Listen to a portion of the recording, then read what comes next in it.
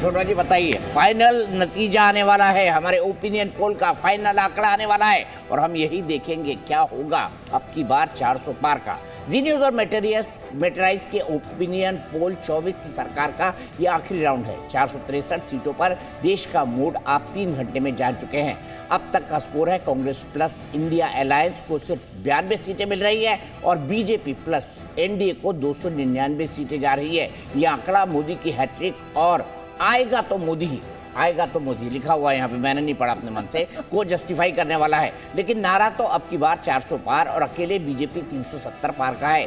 क्या एनडीए इस टारगेट को छू पाएगा? बस थोड़ा सा इंतजार कीजिए, क्योंकि अब यूपी की ओपिनियन पोल आने जा रही है और उसके तुरंत बाद हम फाइनल ओपिनियन पोल बताएंगे। देखते हैं शोभना जी क्या निकलता है इसमें। बिल्कुल, देखिए पिटारा तो हम खोल देंगे, लेकिन अगर दीपक जी आप आंकड़ों का देखें, जो अभी तक हम 463 सीटें दिखा चुके हैं, तो बहुमत को तो छू चुका है एनडीए गठबंधन, सरकार तो बनी गई है। लेकिन यूपी की 80 सीटें बहुत वोटर्स और सबसे ज्यादा 80 सीटों वाला राज्य है यूपी। जब से सियासत को समझा तब से सुन रहे हैं कि दिल्ली का रास्ता उत्तर प्रदेश से होकर जाता है और सबसे ज्यादा प्रधानमंत्री यूपी ने दिए हैं, तो मोदी भी यूपी से आते हैं। यूपी का सियासी फ्लेवर भी बाकी राज्यों से कुछ अलग है। देखिए मोदी वैसे गुजरात से आते हैं, लेकिन सीट उनकी यूपी में है। मैं करेक्ट कर देती हूँ, आप मुझे टोक देते हैं। सांसद है। यूपी की 80 सीटों पर त्रिकोणीय लड़ाई है। कांग्रेस और समाजवादी पार्टी का गठबंधन तो बन गया है, लेकिन ट्यूनिंग बाकी है। जयंत चौधरी पहले ही दोस्ती तोड़ चुके हैं। बीएसपी की मोहमाया किसी के साथ नहीं है। एक तरफ बिखरी सी लड़ाई है, तो दूसरी तरफ ब्रांड मोदी और ब्रांड योगी का कॉम्बो है। यूपी में धर्म का भी जोर रहता है। बड़ी धर्मभीरू जनता है यहाँ की। अयोध्या राम मंदिर बनने और काशी मथुरा पर माहौल बनने के बाद ये दिख भी रहा है। बिल्कुल, तो पहले तो यूपी की सियासत देख लेते हैं, उसके बाद उत्तर प्रदेश की ओपिनियन पोल के आंकड़े भी आपको बताएंगे और आखिर में देश की ओपिनियन भी बताएंगे कि 400 पार का आखिर क्या सीन है। कहीं ऐसा तो नहीं कि ये ज्यादा ही जिसे कहा जाए अति उत्साहित होकर ये आंकड़ा कह दिया गया हो। सरकार बीजेपी बनाएगी, एनडीए बनाएगा, ये तो दिख रहा है, लेकिन 400 पार इस पर भी होगी बात। तो आइए चलिए फटाफट उत्तर प्रदेश के आंकड़े पर नजर डाल लेते हैं दीपक जी।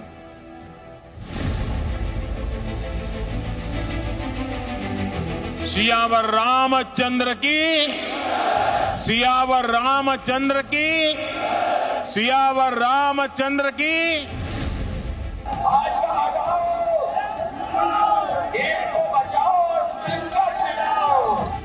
राम भारत की आस्था है, राम भारत का आधार है, राम भारत का विचार है, राम भारत का विधान है। किसी दलित का आपने मंदिर में चेहरा देखा? किसी पिछड़े का आपने मंदिर में चेहरा देखा? मैं नहीं जानता था कांग्रेस को प्रभु श्री राम से इतनी नफरत है। यूपी का भविष्य रात को शराब पिए नाच रहा है, डांस कर रहा है। कांग्रेस के युवराज परिवार ने क्या कहा? यूपी के नौजवान नशेड़ी है। ये कैसी भाषा है भाई? आज कांग्रेस के साथ मिलकर के एक बार देश के खिलाफ षड्यंत्र में शामिल हो रहे हैं। भारतीय जनता पार्टी को पार्टियों को तोड़ना पड़ रहा है।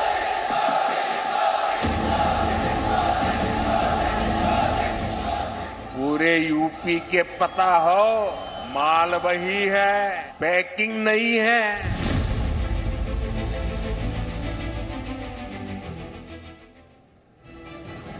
तो आइए देखते हैं आंकड़ा क्या कहता है। जी न्यूज मेटेराइज के सर्वे में उत्तर प्रदेश में एनडीए को 78 सीटों पर जीत मिलती दिख रही है, 80 में से 78, जबकि इंडिया गठबंधन सिर्फ 2 सीट जीतता दिख रहा है। यानी एनडीए गठबंधन को यहाँ लगभग एक तरफा विजय मिल रही है। अब मनोज जी मुझे आपका रुख करना पड़ेगा, इसमें बहुजन समाज पार्टी कहीं नहीं दिख रही। बहुजन समाज पार्टी को आपने एनडीए का हिस्सा बना दिया है क्या? 78 सीटें तो मतलब बहुत ज्यादा हो गई। बहुजन समाज पार्टी खुद अपने आप को बैक कर ली, तो उसमें मनोज सिंह क्या करेंगे? उनको चुनाव लड़ना था, वो चुनाव नहीं लड़ रहे हैं, तो इसमें मेरा कोई है नहीं। ठीक है। जहाँ तक रही बात की 78 सीटों का, तो जिस तरीके से समाजवादी पार्टी और कांग्रेस ने लास्ट आवर में समझौता किया है, और उसके बावजूद कांग्रेस के जो महारथी जो कहे जाते हैं, प्रियंका जी कहिए, सोनिया जी कहिए और राहुल जी, ये हिम्मत यदि उत्तर प्रदेश में नहीं जुटा पाते हैं, तो इसी से आप आंकड़े समझ लेंगे कि जो आंकड़े आ रहे हैं उसमें कितनी सच्चाई है।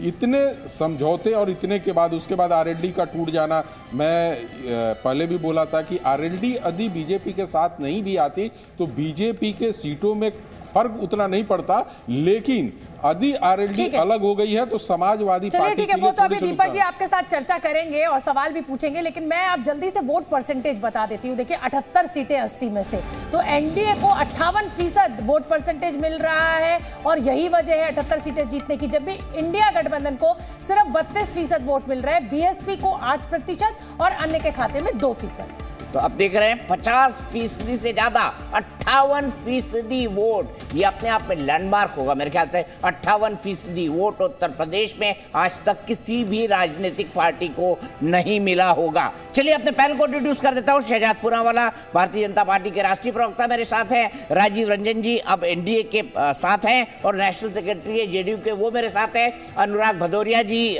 मेरे मित्र, मेरे प्यारे मित्र डॉक्टर अनुराग भदौरिया सपा के राष्ट्रीय प्रवक्ता, वो मेरे साथ हैं और मेरे साथ थोड़ी ही देर में अभय दुबे जी कांग्रेस के राष्ट्रीय प्रवक्ता है, वो भी जुड़ गए हैं। सबसे पहले शुरुआत किससे करूं मैं, मुझे समझ नहीं आ रहा है। अरे अनुराग भाई हाँ बिल्कुल, ये हमारा ओपिनियन पोल कह रहा है आएंगे तो मोदी। देखिए आपका ओपिनियन पोल देख नहीं रहा है, मुझे लगता है कई ओपिनियन पोल मैंने देखे, कहीं भारतीय जनता पार्टी को 40 है तो कहीं 50 दे रहे हैं, आपने तो एकदम रिकॉर्ड ही तोड़ दिया। खैर आपके ओपिनियन है, आपकी सोच है और देना भी चाहिए भाई, आप दे सकते हैं, आप अपने मालिक हैं, लेकिन जनता नहीं दे रही है।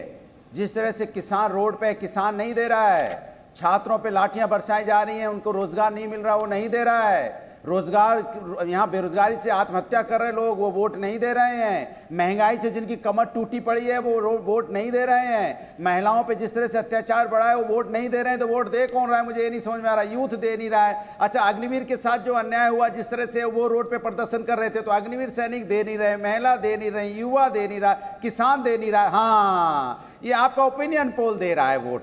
तो ओपिनियन पोल टीवी पे तो कितने भी आंकड़े दे दो भैया, 80 में 80 दे देते, आपने बेकारी दो छोड़ दिया। हमने तो मध्य प्रदेश और राजस्थान का जब आंकड़ा दिया था और राजस्थान में ये कहा जा रहा था कि साहब आप अच्छा प्रदर्शन करेंगे, मध्य प्रदेश में जब आप इसी आंकड़े में ओपिनियन पोल में और एग्जिट पोल में आप अच्छा कर रहे थे, तब आपको ये एतराज नहीं हुआ अनुराग भदौरिया। आज क्योंकि अनुराग भदौरिया को मध्य प्रदेश की बात याद मत दिलाइए, उनको याद रह जाएगा कांग्रेस चिरकुट पार्टी है, कांग्रेस धोखेबाज पार्टी है, कांग्रेस जो है पाखंडी पार्टी है। और क्या शब्द था, चिरकुट धोखेबाज पाखंडी, अखिलेश तो खैर कमलनाथ जी ने बोला था, वो ऐसी बात याद मत दिलाइए उनको भाई अनुराग भाई। उसके पहले सुन तो लीजिए, उसके पहले कई बार ओपिनियन पोल फेल हुए हैं। एक में अगर कहीं तुक्का लग गया तो ओपिनियन पोल तो कई बार फेल भी हुए हैं ना। तो ये ओपिनियन पोल जो अपने से बनाए जाते हैं, तो इस ओपिनियन पोल की कोई वैल्यू नहीं है। अगर आप जमीन पे जाओगे तो अगर उनसे 400 पार की बात करोगे तो जनता 400 पार को लेके पता क्या कहती है, मैं आपको सुना दूं तो आपके समझ में आ जाएगा। पीएम आवास की आस लगाए दादी माँ, घूसखोरों के सामने हुई लाचार, माँ बेटों की नौकरी की बस करती रह जाती इंतजार, और ये बोलते हैं जोर से बोलो 400 पार। जो चंडीगढ़ में 8 वोटों की लालच में कर रहे नियम डॉक्टर साहब वो दावा कर रहे हैं 400 पार। ये तो हद है मेरे यार।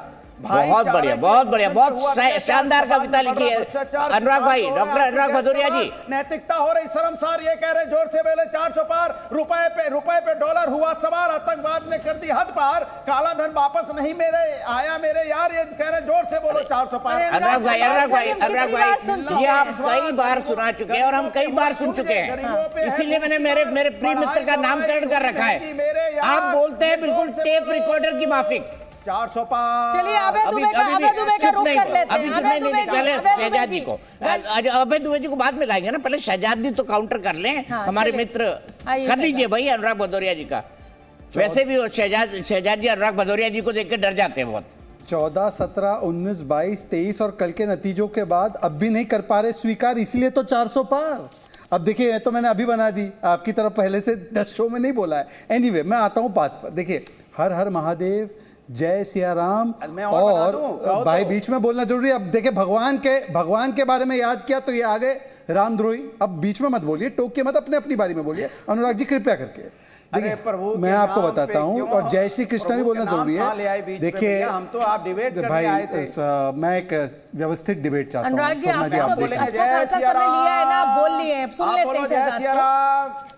अरे सुन लीजिए प्रभु, सुन लीजिए। वन साइडेड आप ही बोलते रहिएगा तो फिर मतलब कैसे काम चलेगा? आपकी कविता भी सुन ली, आपकी बात भी सुन ली। पहले HMV होता था, HMV टूट गया, टेप रिकॉर्डर, अब पेन ड्राइव आ गई, लेकिन अनुराग भाई का पुराना टेप रिकॉर्डर अभी भी बज रहा है। चलिए शहजाद अपनी बात रखिए। टेप रिकॉर्डर नहीं तो वायरस है, बीच में हैक करने की कोशिश करते रहते हैं। ऐसी भाषा नहीं, मैं अपने समय में बोलता हूँ, फिर बाकी अपने। देखिए एक तो अच्छी बात है शोभना जी, सुखद अनुभव ये है 77 सीट 78 सीट नहीं कि जो राम भक्तों पर गोलियां चलाते थे वो जय सिया राम कर रहे टीवी पे। बताइए कितना सुखद अनुभव है हमारे लिए। दूसरी बात मैं अभी पूरा करना चाहता हूँ। देखिए मैंने इसलिए ये नारे लगवाए क्योंकि आज रामलला और गीता का आशीर्वाद है हम पे। रामलला और गीता का मतलब पता है? रामलला में R फॉर राष्ट्रीय सुरक्षा, A फॉर अर्थव्यवस्था, M फॉर महिला, L फॉर लाभार्थी, L for leadership, A for आत्मनिर्भर भारत, गीता में G for growth, I for infrastructure, T for technology और A फॉर जिस प्रकार से आज हम लोग देश को आगे ले जा रहे हैं, ये रामलला और गीता का आशीर्वाद है, जिसकी वजह से आप देख सकते हैं कि किस प्रकार से प्रचंड बहुमत के साथ। और एक चीज मैं आपको बताना चाहता हूं, अल्लाह की दुआ की और उसकी जरूरत नहीं है। देखिए मुझे लगता है कि नहीं, सबका साथ सबका विकास है। इसीलिए मैं कह रहा हूं कि जब 80 करोड़ लोगों को राशन मिलता है ना, सुल्ताना शिल्पा दोनों को मिलता है। जब 12 करोड़ टॉयलेट बनते हैं तो मोहम्मद, मोहित, अनुराग,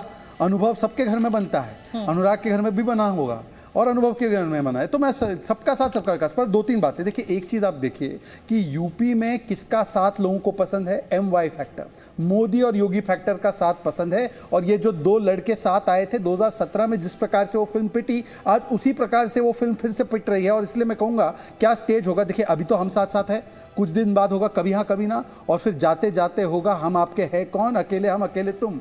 देख लीजिए ये होने वाला है। और मैं आपको इसके पीछे कारण भी बताऊं। क्रिएटिव गेस्ट आ रहे हैं आज दीपक जी, हमारे सारे ओपिनियन। देखिए ऐसा है कि देखिए शेरो शायरी चल रही है, आप समझिए थोड़ा क्रिएट मैं भी कर देता हूँ शोभना जी। मैं पीछे नहीं रहना चाहता हूँ। अनुराग भाई गाना गाएंगे सर, हम तो ठहरे परदेशी साथ। नहीं, फिर राहुल जी गाना गाएंगे कि अच्छा सिल्ला दिया तूने मेरे प्यार का। अच्छा देखिए ऐसा है, एक सीरियस नोट पे 10 सेकंड लेता हूँ। देखिए आपका ओपिनियन पोल को गाली देने से कुछ नहीं होगा, कल ये जनता और ईवीएम को भी गाली देंगे। सवाल ये है कि इलेक्शन के अलावा इंडिकेशन देखिए, रायबरेली छोड़कर अगर कोई राज्यसभा चले जाता है, अगर कोई यूपी के 2 लड़के 3 वोट नहीं ला पाते हैं अपने विधायकों के, तो ये एक एक करके इंडिकेशन है। इसमें ये मट्रीज का ओपिनियन पोल ये भी एक इंडिकेशन है कि आने वाला क्या है। चलिए ठीक है, मैं अब अभय दुबे आपका रुख कर लेती हूँ। अभय दुबे जी, इंडिया गठबंधन का हिस्सा अखिलेश यादव और राहुल गांधी हमें दिखाई दिए यात्रा में साथ साथ एक मंच पर, लेकिन उसका असर इस ओपिनियन पोल के आंकड़े में नहीं आता हुआ दिखाई दे रहा है। 49% से सीधे 58% वोट परसेंटेज बीजेपी का इस आंकड़े में दिखाई दे रहा है। क्या कहेंगे आप, सहमत हैं आप? देखिए शोभना जी, जब भी प्रधानमंत्री जी 370 बोलते हैं, 400 पार, या आप एनडीए 377 दिखाते हैं, पूरा देश भयाक्रांत हो जाता है। जानती हैं क्यों? उनको याद आता है ऐसा ना हो प्रधानमंत्री जी इस आंकड़े के बाद जो 60 और 70 रुपए का पेट्रोल और डीजल था वो 400 के पार कर दे, जो दाल और तेल 60 और 70 रुपए थी उसको 400 के पार कर दे। प्रधानमंत्री जी बेरोजगारी चरम पर ले जाएं। आज मैं समझ नहीं पा रहा हूं किस प्रांत से ये आंकड़ों की बात करते हैं। महाराष्ट्र से? महाराष्ट्र में मराठा आंदोलन चरम पर है। महाराष्ट्र में जो गठबंधन है वो गोली मार और गालीबाज गठबंधन हो गया है। विधायक थाने में घुसकर दूसरे दल के लोगों को भारतीय जनता पार्टी के गोली मार रहे, और सुनिए क्या कह रहे हैं कि अपराधियों को ही इसकी सरपरस्ती है मुख्यमंत्री के द्वारा। मणिपुर जल रहा है, लद्दाख में हजारों लोग महीनों से आंदोलन कर रहे हैं। ये जरूर है कि मीडिया में उसकी खबरें नहीं दिखाई जा रही है। उत्तर प्रदेश में 57 लाख युवाओं के साथ ठगी हुई। सरकार ने कहा कि नहीं, कोई पेपर लीक नहीं हुआ। जब प्रमाण प्रस्तुत कर दिए और भारत जोड़ो यात्रा वहां थी उत्तर प्रदेश में, तब सरकार डर गई और मजबूरी में यह फैसला लेना पड़ा। एक कोई सा प्रांत बता दो, मध्य प्रदेश 10 लाख विद्यार्थियों का भविष्य लूट लिया। भारतीय जनता पार्टी के विधायकों के कॉलेज से पटवारी भर्ती परीक्षा की लूट हुई थी तो क्लीन चिट दे दी कि ऐसा ना हो, 10 लाख बच्चों का भविष्य बर्बाद होता हो तो हो जाए, मगर यहाँ इन हमारे विधायकों पर आंच नहीं आना चाहिए, तो क्लीन चिट दे दी। वो आज जब हम डिबेट कर रहे हैं तो वो दिल्ली राजधानी में भोपाल में धरने पर बैठे हैं। किसान सिर में पीछे से गोली मार दी प्रधानमंत्री जी। एक बार आपको इस बात का दर्द नहीं हुआ? बताइए, नारे देते थे आमदनी 2 गुनी कर दूंगा, अरे 100 गुना दर्द भर दिया उनके सीने में आपने, कील और कांटे बिछा दिए। कौन सा एक फर्क है जो देगा? बताइए ना। बेटियों को आपने प्रताड़ित किया, आपने युवाओं को जो बेरोजगारी से जार जार कर दिया। शर्मनाक बात आखिरी ये कहता हूं, कहते 24 करोड़ लोगों को गरीबी से उबार दिया। रिपोर्ट कब की ये तो देखिए, 2019 से 21 के बीच रिपोर्ट वो तैयार की गई जब कोविड का क्राइसिस था प्रधानमंत्री जी। और जिस नेशनल फैमिली हेल्थ सर्वे 5 की रिपोर्ट के आधार पर, आखिरी बात, ये आपने रिपोर्ट तैयार की, उसके डेटा को पढ़िए।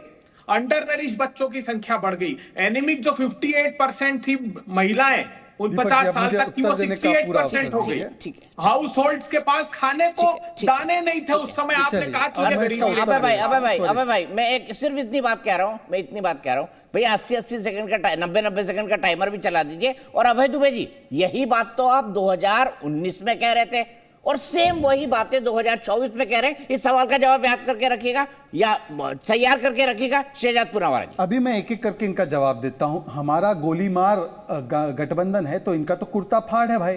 पंजाब में कल ही भगवंत मान ने कहा है कि कांग्रेस तो बेईमान पार्टी है और बताइए कि दिल्ली में दरी बिछाएंगे और कांटे बिछाएंगे एक दूसरे के लिए पंजाब में। और केरला में क्या हुआ है आपके लिए? बाय बाय बोल दिया राहुल गांधी को, वायनाड छोड़ो ये कम्युनिस्ट बोलती है, और वहां पर तो कैंडिडेट भी दे दिया। और बंगाल में तो खुद ममता बनर्जी ने कहा है कि 40 सीट नहीं जीत पाएंगे। अच्छा छोड़ देते इस बात को, पेपर लीक पर मान्यवर उत्तर प्रदेश में अखिलेश जी के जमाने में 48 पेपर लीक हुए और उसके अलावा लोक सेवा आयोग के चीफ अनिल कुमार यादव को हाई कोर्ट ने बर्खास्त किया। कितनी बार आपने बोला आपके राजस्थान में 18 पेपर लीक हुए, राजस्थान के युवा लखनऊ तक पहुंच गए, प्रियंका वाड्रा मिलने नहीं गई उनसे। तो यह तो हकीकत है, आज केंद्रीय स्तर पर कानून भी बना है और जैसे ही प्रमाण दिए गए तो 20 घंटे के अंदर एग्जामिनेशन रद्द हुआ। इसलिए आपको युवाओं के बारे में बोलने का कोई अधिकार नहीं। 20% अनएम्प्लॉयमेंट राजस्थान में आपने दिया था, उत्तर प्रदेश में 18% थी, आज 2% है। बीच में मत बोलिए। उसके बाद आप बात करते हैं कि किसानों के लिए एपीएमसी और मंडी और जो एमएसपी है, केरल में आज तक एपीएमसी लागू नहीं है। एपीएमसी केरल में कब लागू करेंगे? वहां पर तो आपके गठबंधन की सरकार है,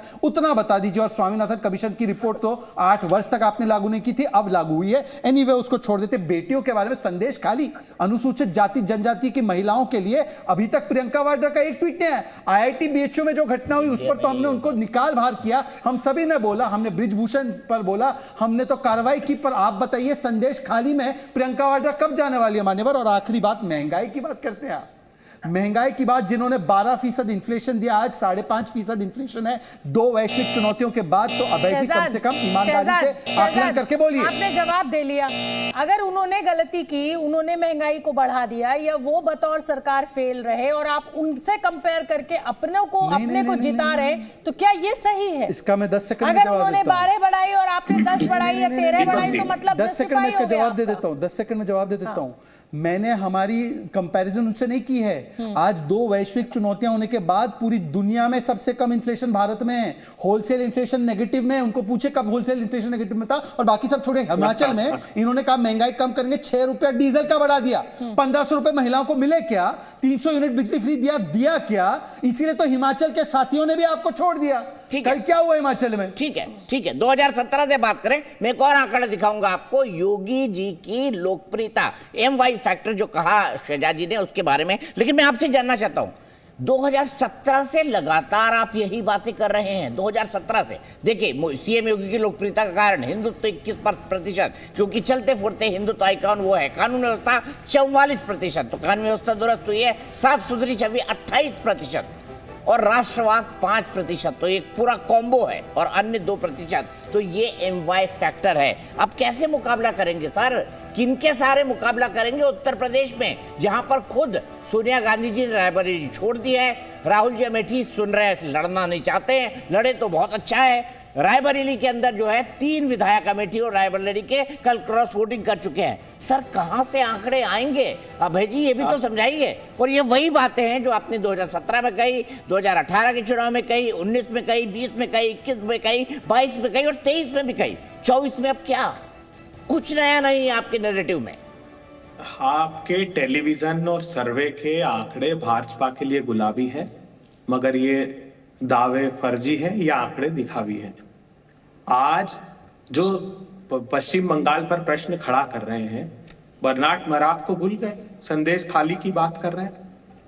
आतंकवादी व्यक्ति था जिसको उत्तर प्रदेश की पुलिस ने पकड़ा और अपराध क्या था?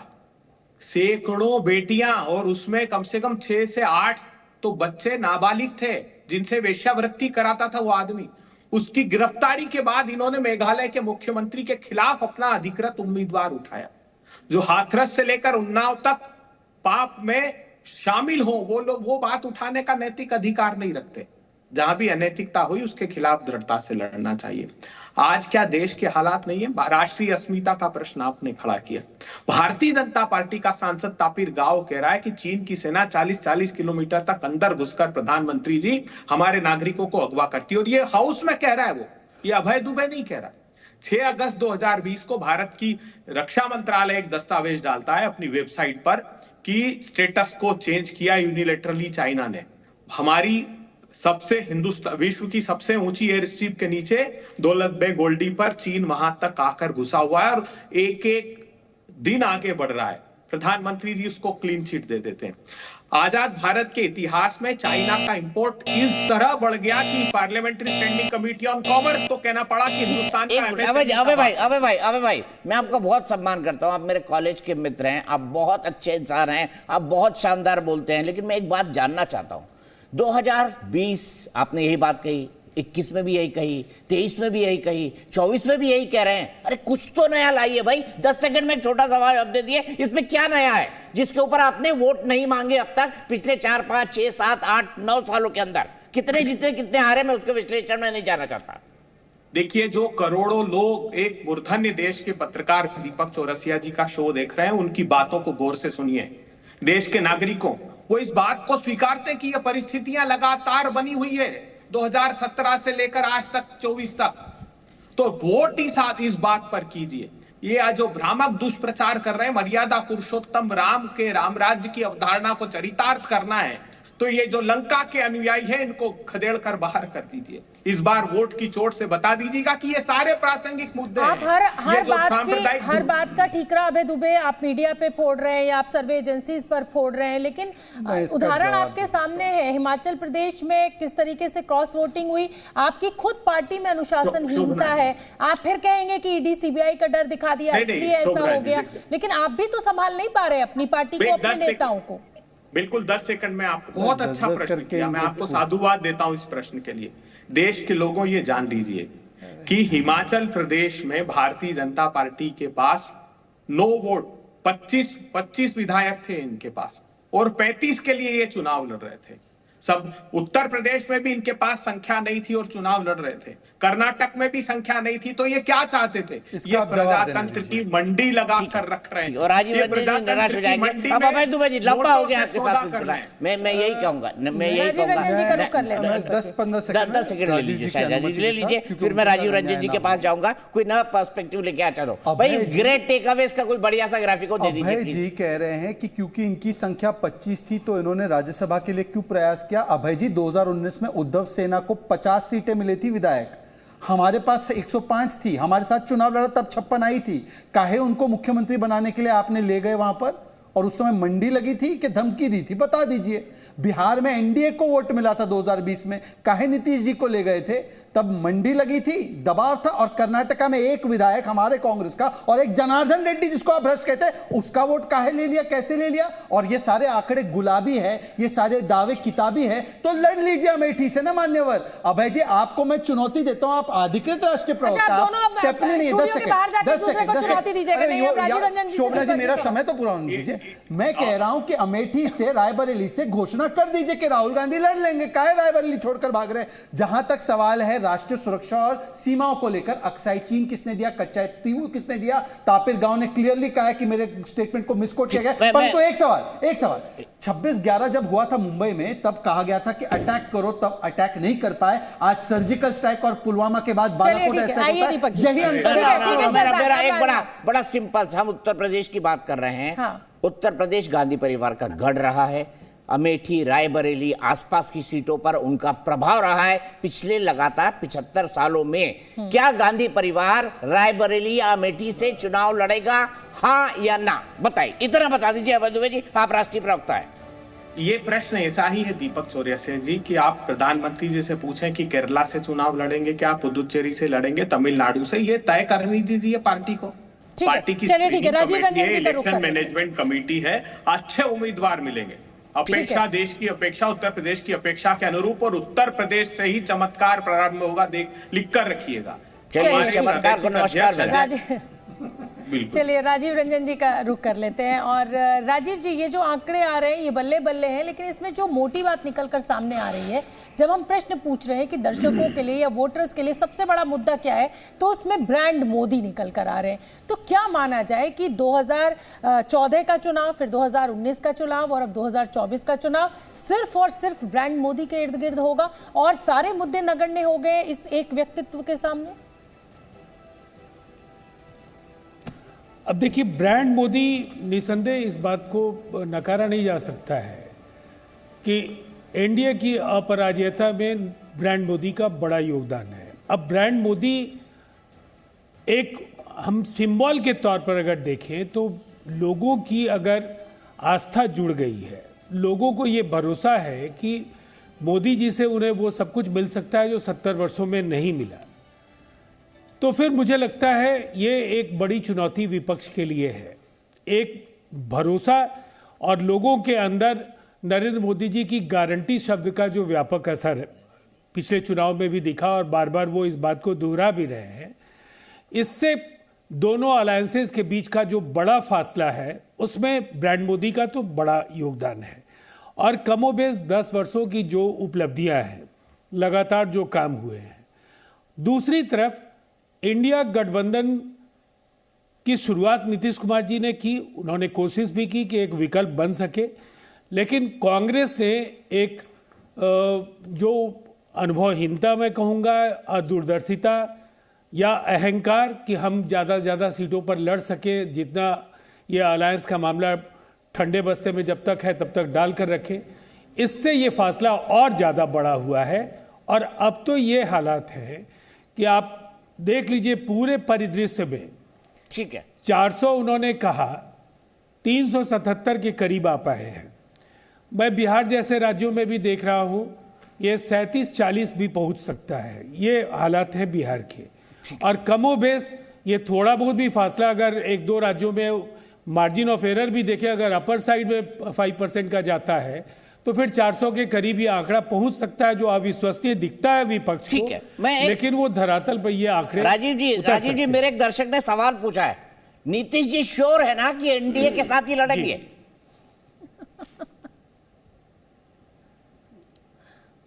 अब नीतीश कुमार जी तो आपके पैनल में है नहीं, तो जवाब तो मुझे ही देना है। आप उनके प्रवक्ता हैं सर। मैं एक बात जरूर कहना चाहूंगा, जी हाँ बिल्कुल, तो मैं आपको आश्वस्त कर सकता हूं, नीतीश कुमार जी ने खुद इस बात को कहा जब नरेंद्र मोदी जी से मिलने के बाद वो बाहर आए, और उन्होंने कहा कि वो एनडीए में लगातार रहेंगे और बराबर रहेंगे। और मैं समझता हूं पार्टी प्रवक्ता बिहार के केवल वो मुख्यमंत्री नहीं है, वो राष्ट्रीय अध्यक्ष भी हैं, तो मैं समझता हूं वो यही तो उन्होंने तेजस्वी जी को कहा बात कही है, उससे ज्यादा आधिकारिक कोई बयान नहीं हो सकता है। जी ठीक है, एक बार मनोज जी का मैं रुक करना चाहूंगी, जिन्होंने मेटराइज नहीं अभी आप 10 सेकंड नहीं, आपके 10 सेकंड बहुत, अभी रुक जाइए शहजाद। चलिए, आपने हमारे साथी को तो बड़े सवाल पूछ लिए, नीतीश जी कहाँ रहेंगे? ना बीजेपी से गठबंधन करेंगे ना कांग्रेस से गठबंधन करेंगे। कांग्रेस में भी बहुत सारे लोग हमारे संपर्क में हैं। मेरे को एक बात तो समझ सुन लीजिए शोभना जी, 10 सेकंड। मेरे को ये राजनीति आती नहीं, तोड़ जोड़ की, इसके खिलाफ ये चेहरा चाहिए, ये सारे इकट्ठे हो जाओ फिर इसको हराना है। इस पार्टी ये देख रहे सर, कांग्रेस ने इतने साल राज किया, बताइए ये रहेंगे? पूछ लीजिए जरा, कांग्रेस से पूछिए ये रहेंगे क्या? ये लगता नहीं। अभी पंजाब में कल बोला है भगवंत मान ने कि ये बेईमान पार्टी है। बताइए, दूसरे चैनल के प्लेटफॉर्म पर बेईमान बोल दिया गठबंधन करने के बाद, निकाह करने के बाद। जिन्होंने ये रहेंगे कि नहीं? मेटराइज सर्वे जिन्होंने ये आंकड़े हमारे लिए लेके आए हैं, मनोज जी का रुख करना इस समय बहुत जरूरी है। मनोज जी, ये 543 सीटों का आंकड़ा है, 377 आप एनडीए को दिखा रहे हैं, 94 आप इंडिया गठबंधन को दिखा रहे हैं, 72 जो है वो अदर्स के खाते में जा रहा है। इस आंकड़े को, इसका मतलब कुल मिलाकर जो 400 पार का जो नारा दिया जा रहा है उससे तो ये अभी पीछे दिख रहा है 23 सीटें। तो ये जो है ये सिर्फ कार्यकर्ताओं में जोश भरने के लिए ये नारा है। असलियत में आपके हिसाब से, आपके सर्वे में भी ये होता हुआ असल में दिख नहीं रहा है 400 पार। सर्वे में 400 पार होते हुए नहीं दिख रहा, तभी मैं 377 दिया हूँ। पहली बात। दूसरी बात मैं बता दूं शोभना जी कि प्रधानमंत्री जी की एक नेचर है और कई एक उनकी रणनीति होती है कि कोई चीज छोड़ दो और उसके पीछे विपक्ष भागता रहे, और विपक्ष उसी में भाग रहा है और उसको समझ में नहीं आ रहा कि हम शुरुआत कहां से करें। जहां तक अभय जी ने कहा कि सर्वे गलत ये है, अभय जी ने मुझे गुजरात में भी गलत ठहरा रहे थे, अभय जी मुझे मध्य प्रदेश में भी गलत ठहराते थे, अभय जी मुझे छत्तीसगढ़ में भी गलत ठहरा थे, कर्नाटका में इन्होंने कहा कि देश का पूरा रुख समझ में आ गया कर्नाटका में क्या होगा। इसके बाद सारे चुनाव होते गए, हमें आप आलोचना करके, मैं मध्य प्रदेश में उस होटल में इनके सारे लोग बैठे हुए थे और मैंने जब बोला कि मध्य प्रदेश में आप चुनाव नहीं जीत रहे हैं तो इन लोगों ने कहा कि आप तो बीजेपी का सर्वे लेकर आए। और दीपक जी, मैंने उसी समय बोला कि यदि आप सर कोई सर्वे कराते तो हमारे सर्वे में बीजेपी जीतते दिख रही है। हमने कहा सारे सर्वे टीम को आप बदल दीजिए, आप सबसे पहले काम तो कीजिए, अपने पार्टी के अंदर काम कीजिएगा तो आपको सफलता मिलेगी। आप दीपक चौरसिया, शोभना जी और मुझे आप कोई आक्षेप लगाकर आप नहीं चुनाव जीत सकते हैं। जनता के बीच जाना पड़ेगा और जनता का मुद्दों के साथ जुड़ना पड़ेगा। आप राफेल उठाएं, सारे उठाएं, इतने सारे आंदोलन की बातों आपने किया, उसमें कितने जगह आप टिके रहे?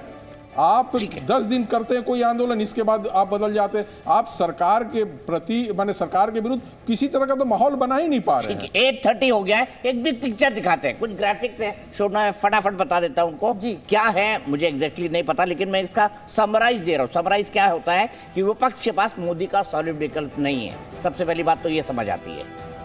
दूसरा क्या है शोभना जी, देखिए फाइनल टैली क्या कहता है। एनडीए 377, INDI 94, एनडीए 351 थी 2019 के अंदर, और इस बार कांग्रेस प्लस, उस बार कांग्रेस प्लस 90, इस बार 4 सीटों का मामूली फायदा होता हुआ दिखाई दे रहा है।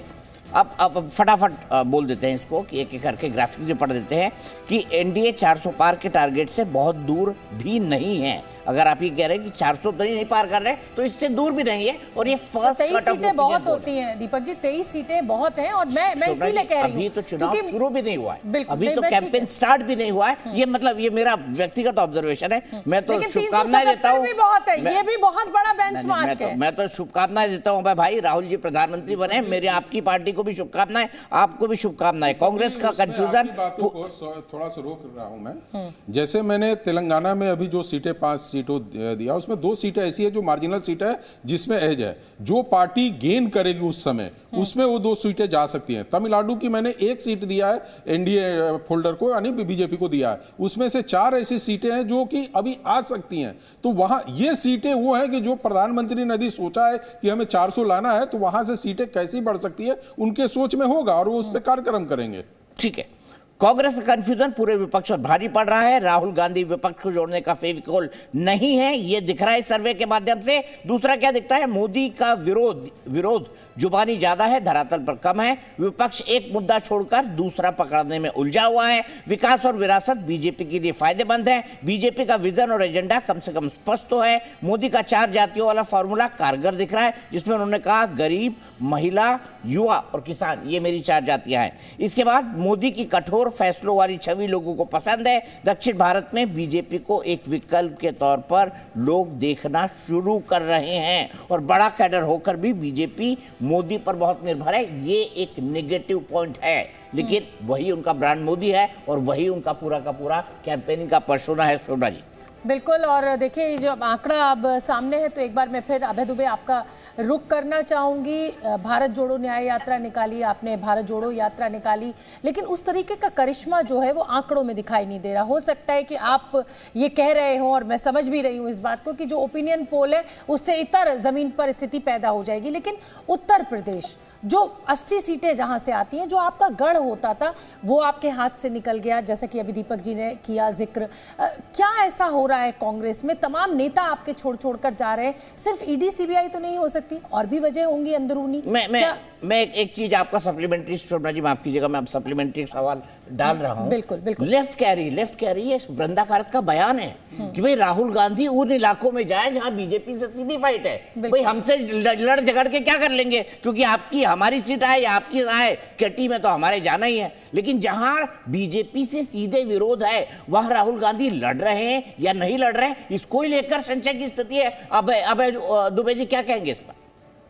देखिए, पहले तो मैं दीपक चौरसिया जी आपका हृदय से आभार व्यक्त करता हूं राहुल गांधी जी और कांग्रेस पार्टी के प्रति सद्भावना व्यक्त करने के लिए, और ये होना भी चाहिए। एक मजबूत प्रतिपक्ष देश में होना चाहिए। सबसे पहले जवाब देना चाहता हूं मैं राजीव रंजन जी का, सिर्फ 10 सेकंड। 70 साल में नहीं हुआ। मेरे मित्र अभी 70 दिन पहले तक जो मोदी जी के लिए कहते थे उससे उलट वो कह रहे हैं 70 साल में नहीं हुआ। नहीं हुआ। 70 साल में भारतीय जनता पार्टी ने रद्दी माल अपनी टोकरी में नहीं सजा कर रखा। 70 साल में 70,000 करोड़ का आरोप जिस अजीत पवार पर लगाते थे, उसको 70 साल में कोई ऐसा राजनीतिक दल है जिसने नहीं लिया। हसन मुश्रीफ, प्रफुल्ल पटेल, हेमंत बिस्वा शर्मा, शुभेंदु अधिकारी, अभी वो कोड़ा जी, मधु कोड़ा जी की वाइफ को कल ज्वाइन कराया, जिस पर 4 दिन पहले तक प्रेस कॉन्फ्रेंस लेते नहीं थकते थे कि 3,000 करोड़ रुपए का आरोपी है। अब तो सुना है कि वो कहीं कोर्ट वोट से भी स्टे मिला और ईडी सीबीआई भी थोड़ा सा चीजों को डाइल्यूट करने में लगी है। कुछ तो शर्म शेष रही होगी। किस हद तक गिरेगी भारतीय जनता पार्टी? मैं पूरी विश्वास के साथ कहता हूं कि जो लड़ाई राहुल गांधी जी लड़ रहे हैं वो सत्ता की भूख की लड़ाई नहीं है। अच्छा, हाँ, प्रतिपक्षी दलों आपके हिसाब से कितनी सीटें इंडिया गठबंधन ला रहा है? चलिए मैं ओपिनियन पोल के आंकड़े से इतर आपका आंकड़ा पूछना चाहती हूँ। आज आपने एक ओपिनियन पोल दिया है, मेरा एक ओपिनियन पोल सुन लीजिए। भारतीय जनता पार्टी को बहुमत नहीं मिलने जा रहा है और सबसे पहले नीतीश कुमार जी भारतीय जनता पार्टी के इस गठबंधन को छोड़ेंगे, एलजेपी छोड़ेगी, कुशवाहा साहब छोड़ेंगे, अनुप्रिया पटेल इस गठबंधन को छोड़ेगी। एक लंबी फहरिस्त है जीतन राम मांझी से संजय निषाद तक, जो भारतीय जनता पार्टी को छोड़ने वाले पहले क्रम। अबे भाई, ये जब छोड़ेंगे कांग्रेस को क्यों जोड़ रहे हैं, ये तो समझा दीजिए मुझे। बहुत अच्छा प्रश्न आपने किया। ये जो सब खेल चल रहा है सत्ता की, देखिए जो बिक सकता है किसी राजनीतिक दल का हो, हम उसको रखना भी नहीं चाहते दीपक जी। सत्ता राहुल गांधी जी के केंद्र में नहीं है। ये देश की लड़ाई, देश के प्रजातंत्र को बचाने की लड़ाई लड़ रहे हैं। इसलिए इन्होंने आपका अभी केजरीवाल जी का वीडियो सुनाया या ममता जी का स्टेटमेंट बताते हैं। अभय दुबे जी के लिए अच्छी खबर है। अभय दुबे जी के लिए अच्छी खबर है, सुनिए ना ब्रेकिंग न्यूज, उसके बाद आएंगे। वापस ले लिया है विक्रमादित्य सिंह ने, अपना इस्तीफा वापस ले लिया है। मेरे लिए संगठन सर्वोपरि है। अभी छोटे भाई कह रहे थे मुख्यमंत्री, इसका मतलब छोटे भाई ने बड़े भाई को मान लिया, लेकिन अब मुख्यमंत्री सुक्कू ही रहेंगे। ये सवाल दीपक जी बरकरार है। तो अभय जी से पूछ लेते हैं, मुख्यमंत्री हटेंगे जाएंगे, बताइए ना अभय जी। यहाँ पे सरकार गिरते गिरते बस इतनी सी बची है। स्लिप आप कर गए थे, बट डूबते को तिनके का सारा, कहते हैं ना। नहीं, ये मैं दीपक जी हतप्रभ हूं। ये आरोप तो भारतीय जनता पार्टी पर लगाना चाहिए सबको मिलकर के, कि जो जनता ने चुनी हुई सरकार है उसको हर प्रांत में गिराने की कोशिश करते हैं। और इनका षड्यंत्र क्या था वो आज उजागर कर देता हूं। ये चाहते थे कि बजट सेशन में, जैसे उत्तराखंड में इन्होंने किया था, मोदी जी की कैबिनेट ने फैसला ले लिया था कि अप्रोप्रिएशन बिल पास नहीं हुआ और उत्तराखंड की सरकार गिरा दी थी। वो षड्यंत्र इनका यहाँ था। चलिए ठीक है, शहजाद मेरे साथ मौजूद है। शहजाद, ये क्या कर रहे हैं? और ये आरोप गलत नहीं है। आपने ये कोशिश महाराष्ट्र में भी की, ये कोशिश आपने बिहार में भी की, और अब ये है हिमाचल प्रदेश, और ऐसी लंबी फेहरिस्त है। शोभना जी, कम से कम आपसे ही उम्मीद नहीं थी। महाराष्ट्र में क्या अटेम्प्ट किया? महाराष्ट्र में हमारी सरकार थी 2019 में, उद्धव जी हमारे साथ लड़े थे, मोदी जी का बड़ा पोस्टर लगा के मैं महाराष्ट्र से हूं, जय मोदी करके वोट लिया था। ठीक है। आज शिवसेना ने मैंडेट को स्वीकारा है। नीतीश जी ने वापस से जब वो मैंडेट के साथ आए, मैंडेट हमारा था, उनसे पूछे कि सरकार चोरी कर दी। और कर्नाटका में क्रॉस वोटिंग होती है तब वो सेकुलर क्रॉस वोटिंग हो जाती है, और यहां पर क्रॉस वोटिंग होती है तो गलत क्रॉस वोटिंग हो जाती है। वाह भाई, अच्छा अभय जी ये क्या तरीका है भाई? शोभना जी, मैं उनके 2 मिनट का वचन सुनूं, मेरी बारी में 10 सेकंड में या तो आप या तो वो इंटरप्ट। क्या तरीका भाई? अनइंटरप्टेड आप बोलने दीजिए शहजाद को। आपकी बात हमने सुनी, दिस इज नॉट जो आरोप लगाया ये तरीका नहीं, कतई तरीका नहीं है। बोलिए शहजाद। अभय जी प्लीज, मेरी विनती। आगे की ये भविष्यवाणी कर रहे हैं कि इनके 272 नहीं आएंगी तो एलजेपी चले जाएगी, फिर जेडीयू चले जाएगी। मान्यवर, ये आज का बयान है, सुनिए। बता दीजिए, कांग्रेस ईमानदार है जी? कांग्रेस ईमानदार पार्टी है? नहीं, ऐसा तो मैं कह नहीं सकता। दिखाएंगे भी नहीं। नो। भगवंत मान का कल का स्टेटमेंट, कांग्रेस ईमानदार पार्टी है, ऐसा तो मैं कह नहीं सकता। हमारे बुजुर्गों पर 70 वर्ष इन्होंने अत्याचार किया, ये कल का स्टेटमेंट है, ये भविष्यवाणी दे रहे हैं। मान्यवर आज का अपना अस्तित्व देख लीजिए। भगवंत मान बोल रहे एक थी कांग्रेस और दिल्ली में आप लोग एक साथ कांग्रेस के साथ, वाह भाई वाह। और इसके अलावा देखिए, मैं एक विश्लेषण आपके आंकड़ों पर करना चाहता हूं। आंकड़ों को छोड़ दीजिए, 10 वर्ष के बाद अगर एक प्रधानमंत्री पहले की सीटों से ज्यादा लाता है, इसका मतलब राजनीतिक शब्दकोश में, मनोज जी की वोकैबुलरी में प्रो इनकम्बेंसी गढ़ने का काम अगर किसी ने किया तो नरेंद्र मोदी है। और केवल ये चुनाव छोड़ दीजिए, मैं आपसे कहता हूं कि अभी जो चुनाव हुए उसमें सरकार इनकी 2 जगह थी, राजस्थान छत्तीसगढ़, दोनों जगह चेंज हुई। मध्य प्रदेश में 18 साल पुरानी सरकार रिपीट, उत्तर प्रदेश में 35 साल के बाद सरकार रिपीट, उत्तराखंड में सरकार रिपीट, असम में सरकार रिपीट, बार बार सरकार रिपीट हो रही है। एक सरकार आपकी बता दो जहां रिपीट हुई। अभय जी एक सरकार बताइए जहां पर आपकी सरकार रिपीट हुई। अभय जी जवाब दीजिए। एक सरकार रिपीट नहीं हो रही, जवाब दीजिए अभय जी। अरे देखिए, अटक से कटक, कश्मीर से कन्याकुमारी, कांग्रेस ही कांग्रेस थी साहब 6 दशक तक हिंदुस्तान में। कहाँ थे आप? अभी 1 दशक में भाई, ये अटक जो है पाकिस्तान में है। इनको बोलने दीजिए ना। आप अटक गए, आप अटक गए क्योंकि अटक जो है पाकिस्तान में। अब 15 साल से दिल्ली में कांग्रेस पार्टी की सरकार थी, नहीं थी क्या? 10 साल मध्य प्रदेश में कांग्रेस पार्टी की सरकार थी। 2000 के पहले आपके गुजरात प्रांत में आजादी के बाद से कांग्रेस पार्टी की सरकार थी। चलिए एक बार भदौरिया जी बहुत देर से नहीं बोले, क्षमा चाहते हैं भदौरिया जी। अब आप आ जाइए डिबेट में और सबके जवाब एक साथ दे डालिए। बहुत देर देखिए, आप लोग के साथ दिक्कत है, शहजाद पूनावाला को बुला लेते स्टूडियो में, वो अपनी बात कहते रहते हैं, आप लोग डर के मारे। हाँ जब बोलिए डरते तो नहीं है शहजाद, ये तो गलत आरोप है, डरते तो नहीं है हम शहजाद। अरे सर अनुराग भाई एक लाइन सुन लीजिए मेरी इस बात पे, मेरी एक लाइन सुन लीजिए, उसके बाद आप बोलते रहिएगा। आपने डरने की बात करी ना, हमारे यहाँ गब्बर सिंह ये कह के गया, जो डर गया सो मर गया। नादार बच्चा हंसी खेल में कौड़ी गजब की देकर गया, गब्बर सिंह कह के गया है। चलिए अनुराग भदौरिया आइए चर्चा में आइए। गब्बर सिंह कौन है बता दीजिए, जिसने टैक्स लगाया गब्बर सिंह टैक्स। डरा हुआ तो वो है जो जानी दुश्मनों के साथ गठबंधन करके बैठा है। आप और कांग्रेस, बंगाल में लेफ्ट और तृणमूल कांग्रेस, ये डर होता है। अनुराग जी को सुन लेते हैं। अनुराग भदौरिया जी बोलने लगे जी, बोलिए। आप अपनी टिप्पणी करो ना अनुराग जी, जो पुरानी 10 शो में की हुई है। स्टूडियो आ जाना है तो भाई दूसरों को दिक्कत होती है, भाई कुछ लोगों के पास काम दाम है। अरे समय खत्म होने वाला है अनुराग जी, मुद्दे पे बात कीजिए ना, शहजाद को फोन करके बोल लीजिएगा। आपने ऐसी बात कर दी अनुराग जी और मुद्दे पे बात करें, ये भी बात अनोखी है। ये संभव है क्या? माफ कीजिएगा अनुराग भाई, आज के लिए इतना ही वक्त है, लेकिन मनोज भाई अभी चलते रहेंगे, हमारे ओपिनियन पोल आते रहेंगे और इसी तरह क्या कह गए अनुराग भाई चलते चलते।